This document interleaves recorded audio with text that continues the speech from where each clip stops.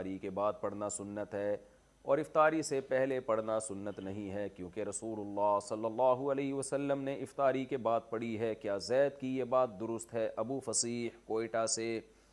افطاری کی دو دعائیں حدیث سے ثابت ہیں۔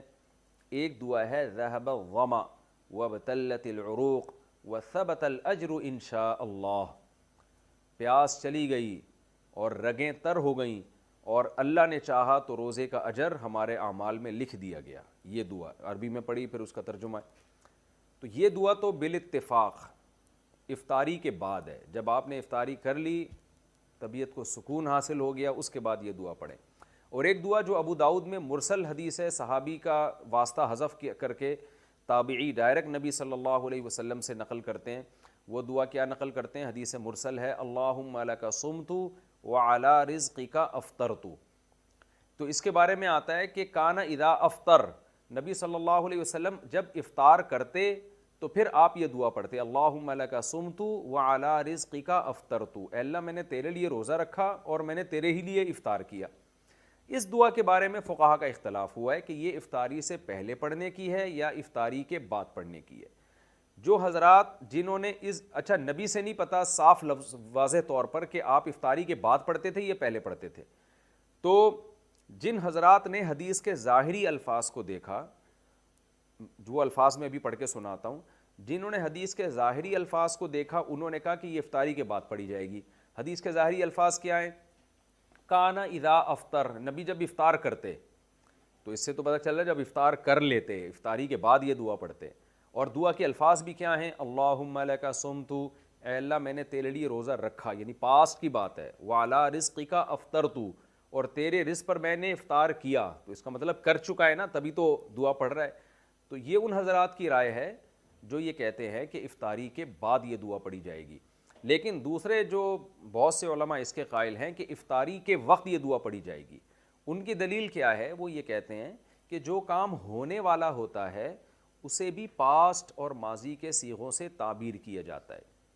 جیسے حدیث میں جو آتا ہے نا، کانا اذا افطر، نبی جب افطاری کرتے مطلب افطاری کا ارادہ کرتے۔ اس کی مثال ایسے جیسے قرآن میں آتا ہے، یا ایھا الذین آمنوا اذا قمتم الی الصلاۃ، اے ایمان والو جب تم نماز کے لیے کھڑے ہو جاؤ، فاغسلوا وجوہکم، اپنے چہروں کو دھو۔ تو کیا مطلب کھڑے ہو جاؤ پھر تھوڑی دھو، بلکہ جب تم کھڑے ہونے کا ارادہ کرو۔ تو جو کام ہونے والا ہوتا ہے اس کو بھی ماضی سے تعبیر کیا جاتا ہے۔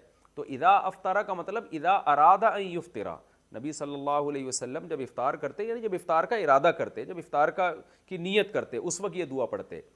اسی طرح یہ جو حدیث میں الفاظ ہیں کہ اس میں ماضی کے صیغے ہیں، اللہم لک صمت وعلی رزقک افطرت، اے اللہ میں نے تیرے لیے روزہ رکھا، تیرے رزق پر میں نے افطار کیا۔ تو یہاں بھی یہ علماء کہتے ہیں کہ افطار کیا کا مطلب کرنے والا ہوں۔ تو جو کام ہونے والا ہوتا ہے اس کو بھی ماضی کے صیغوں سے تعبیر کیا جاتا ہے۔ اس کی عربی زبان میں بہت مثالیں ملتی ہیں۔ تو اب دونوں طرف دلائل ہیں، اور کوئی یقینی دلیل کسی ایک مسلک کی تائید کے لیے بھی نہیں ہے۔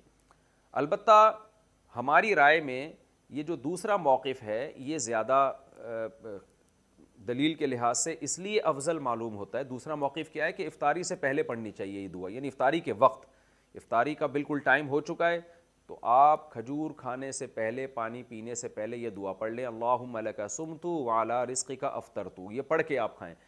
تو یہ موقف ہماری رائے میں اس لیے ہے کہ تعامل ناس ہے، عامۃ المومنین اسی پر عمل کرتے چلے آ رہے ہیں کہ عام طور پر یہ دعا افطاری سے پہلے پڑھی جاتی ہے۔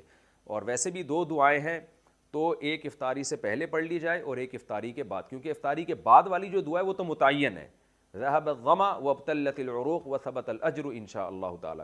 تو ہماری رائے میں یہ دوسرا موقف زیادہ بہتر معلوم ہوتا ہے، تعامل ناس، لوگوں کے عمل کی وجہ سے۔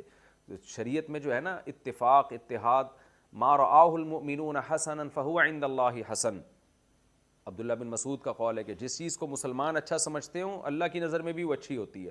تو 1.5 اینٹ کی الگ سے مسجد نہیں بنانی چاہیے، جب جس پر سب عمل کر رہے ہیں تو اسی پر عمل کی جائے، جبکہ اس پہ دلیل بھی قائم ہو۔